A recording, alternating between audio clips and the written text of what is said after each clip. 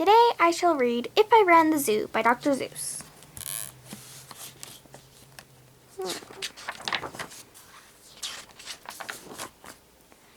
It's a pretty good zoo, said young Gerald McCrew, and the fellow who runs it seems proud of it too.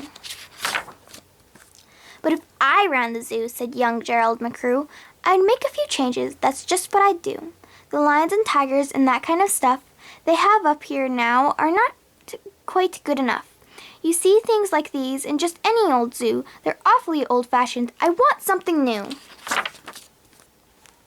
So I'd open each cage, I'd unlock every pen, let the animals go, and start over again. And somehow or other, I think I could find some beast of a much more unusual kind. A 4-footed lion's not just much of a beast. The one in my zoo will have 10 feet at least. 5 legs on the left and 5 more on the right. Then people will stare and they'll say, "What a sight! This zookeeper, new keeper, Gerald's quite keen. The goldarndest lion I ever have seen." My new zoo, McCrew Zoo, will make people talk. My new zoo, McCrew Zoo, will make people gawk at the strangest odd creatures that ever did walk. I'll get for my zoo a new sort of a hen, who roosts on another hen's top knot, and then another one who roosts on the top knot of his, and another on his, and another on his, and so forth and upward and onward, gee whiz. But that's just a start. I'll do better than that. They'll see me next day in my zookeeper's hat, coming into my zoo with an elephant cat. They'll be so surprised, they'll all swallow their gum. They'll ask, when they see my strange animals come, "Where do you suppose he gets things like that? His animals all have such very odd faces. I'll bet he must hunt them in rather odd places." "And that's what I'll do," said young Gerald McCrew. "If you want to catch beasts you don't see every day, you have to go places quite out of the way. You have to go places no others can get to. You have to get cold and you have to get wet too. Up past the North Pole where the frozen winds squeal, I'll go and I'll hunt in my ski-mobile and bring back a family of what do you know? And that's how my new zoo, McCrew Zoo, will grow. I'll hunt them in the mountains of Zomba-Ma-Tant with helpers who all wear their eyes at a slant, and capture a fine fluffy bird called the bustard, who only eats custard with a sauce made of mustard, and also a very fine beast called the flustered, who only eats mustard with sauce made of custard. I'll catch him in caves, and I'll catch him in brooks, I'll catch him in crannies, I'll catch him in nooks that you don't read about in geography books.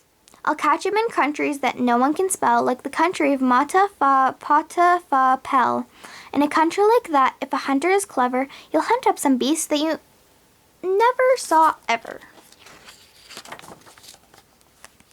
I'll load up 5 boats with a family of jotes, whose feet are like cows but wear squirrel skin coats, and sit down like dogs but have voices like goats, excepting they can't sing the very high notes.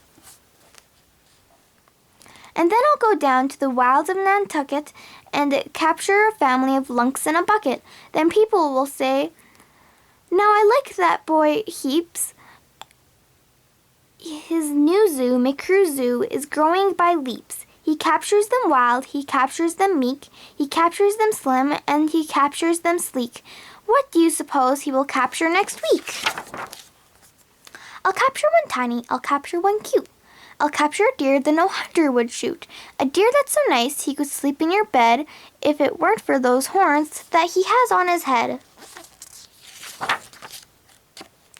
And speaking of horns, that are just a bit queer, I'll bring back an odd family of deer, a father, a mother, 2 sisters, a brother, whose horns are connected from one to the other, whose horns are so mixed they can't tell them apart, can't tell where they end, and can't tell where they start. Each deer's mighty puzzled, and he's never yet found of if his horns are hers or the other way around. I'll capture them fat, and I'll capture them scrawny. I'll capture a scranglefoot Malikatani, a high-stepping animal fast as the wind from the blistering sands of the desert of Zind. This beast is the beast that the brave chieftains ride when they want to go fast and to find some place to hide. A Malikatani is fine for my zoo, and so is a chieftain. I'll bring one back too. In the far eastern part of southeast North Dakota lives a very fine animal called the Oita.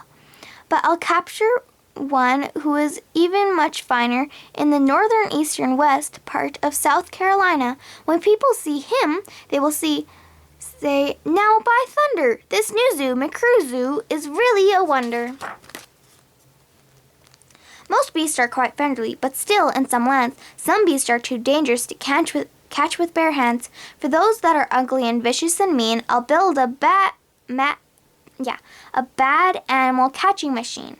It's rather expensive to build such a kit, but with it a hunter can never get bit. A zoo should have bugs, so I'll capture a thruel whose legs are snarled up in terrible snarl. And then I'll go out and I'll capture some chugs, some mean shooter bugs. Bean shooter bugs. I'll go to the African island of Yurka and bring back a tizzle-topped tuft mazurka, a kind of canary with quite a tall throat. His neck is so long, if he swallows an oat for breakfast the first day of April, they say it has to go down such a very long way that it gets to his stomach the 15th of May.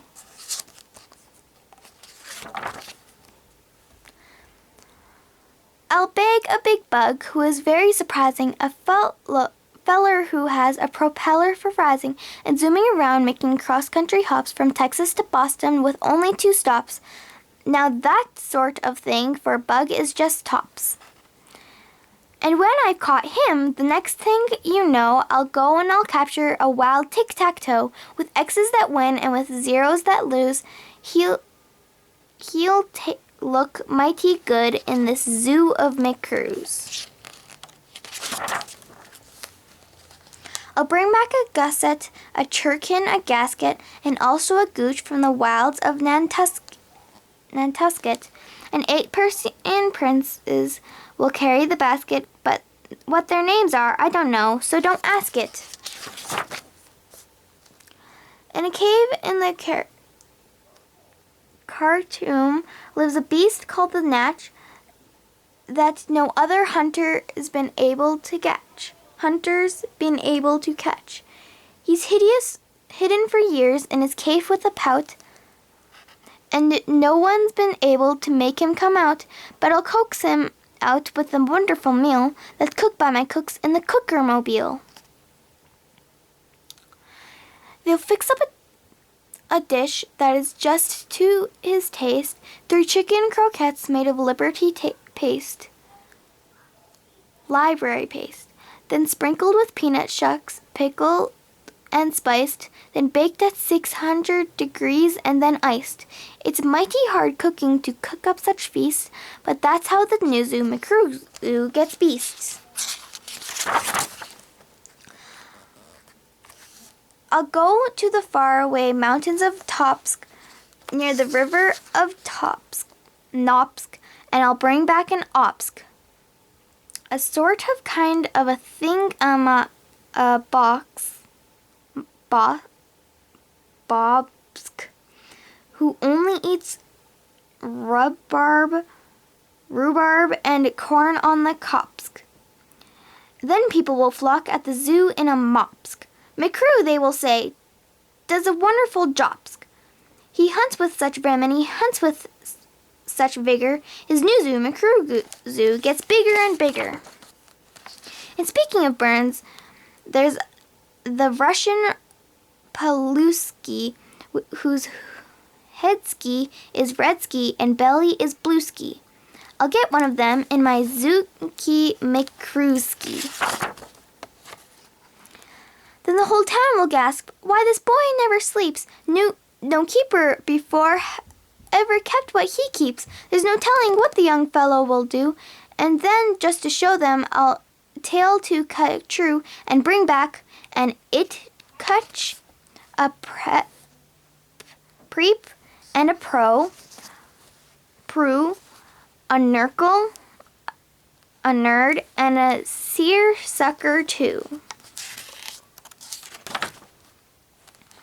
A hunt in the jungles of Hippo-no-Hungus and bring back a flock of wild Bimbo-no-Bungus. Bippo-no-Bungus. The Bippo-no-Bungus from Hippo-no-Hungus are better than those down in Dippo-no-Dungus, and smarter than those at the Nippo-no-Nungus, and that's why I catch 'em in Hippo-no-Hungus instead of those others in Nungus and Dungus. And people will say when they see these bips bounding, "The new keeper is simply outstanding. He travels so far that you'd think he would drop. When do you suppose this young fellow will stop?" Stop? Well, I should, but I won't stop until I've captured the Fizza-ma-Wizza-ma-dill, the world's biggest bird from the island of Guac, who only eats pine trees and spits out the bark. And boy, when I get him back home to my park, the whole world will say young McCrew's made his mark. He's built a zoo better than Noah's whole ark. These wonderful, marvelous beasts that he chooses have made him the greatest of all the McCrewses. "Wow," they'll all cheer. "What's the zoo must be worth? It's the goldarnest zoo in the face of the earth." Wow, that's a lot of animals. "Yes, that's what I'd do," said young Gerald McCrew. "I'd make a few changes if I ran the zoo." The end.